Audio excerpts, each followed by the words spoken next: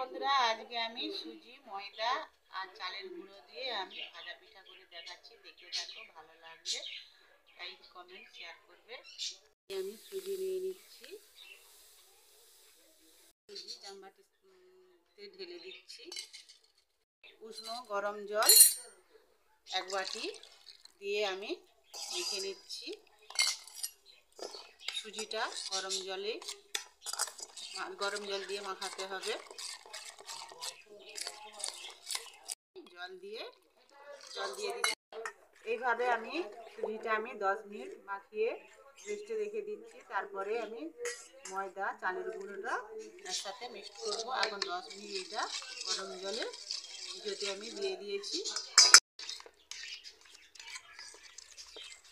বন্ধুরা দেখো, সুজিটা কত ফুলে উঠছে আর কতটা বেড়ে গেছে। এবার আমি ময়দা আর চালের গুঁড়োটাও দিয়ে দিচ্ছি।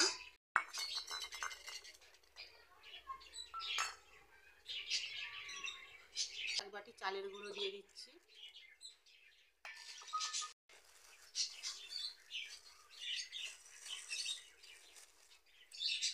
এক বাটি ময়দাটা আমার চালা আছে।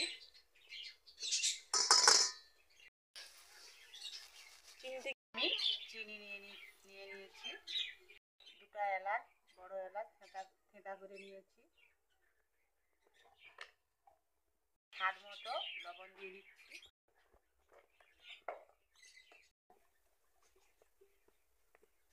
এবার ভালো করে সব উপকরণগুলোকে মেখে নিচ্ছি অল্প অল্প করে জল দিয়ে।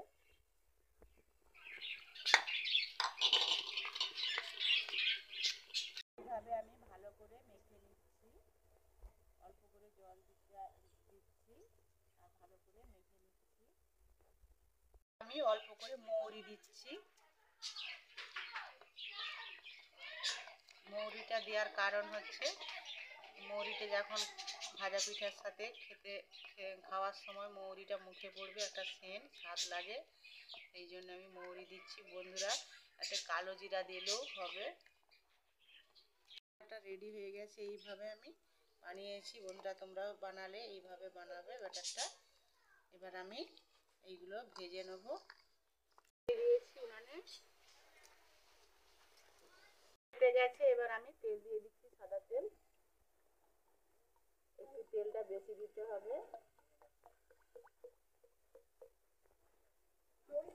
দেখো, এই ব্যাটারটা এইভাবে ঘাঁটতে হবে।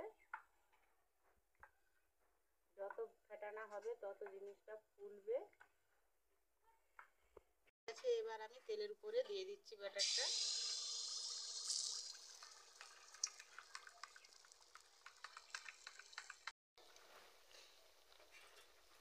বন্ধুরা দেখো, কত সুন্দর ফুলে উঠছে।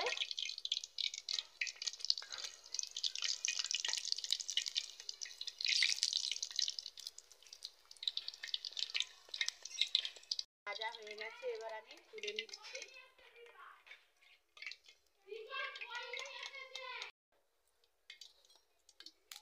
আবারও আমি তেলের উপরে দিয়ে দিচ্ছি ব্যাটার।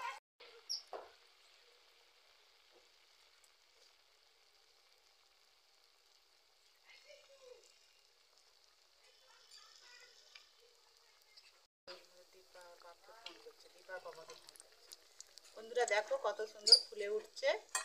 আমি এবার উল্টিয়ে দিচ্ছি।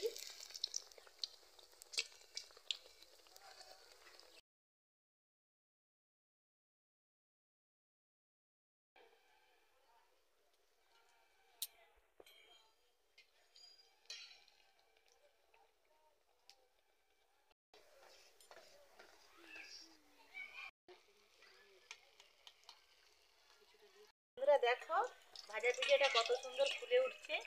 লুচিকে হার মানিয়ে দেবে। লুচি থেকেও ভালো ফুলেছে। এইরকম প্রথমবার আমার এরকম ফুলো ফুলো ভাজা পিঠা হচ্ছে।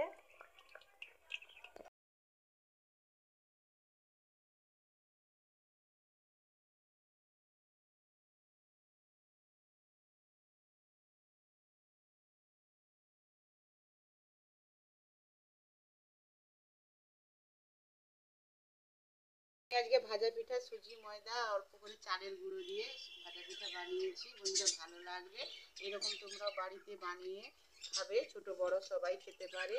আর এই ভিডিওটা কেমন লাগলো কমেন্ট করে জানাবে, আমার পাশে থাকবে। সবাইকে নমস্কার জানাচ্ছি।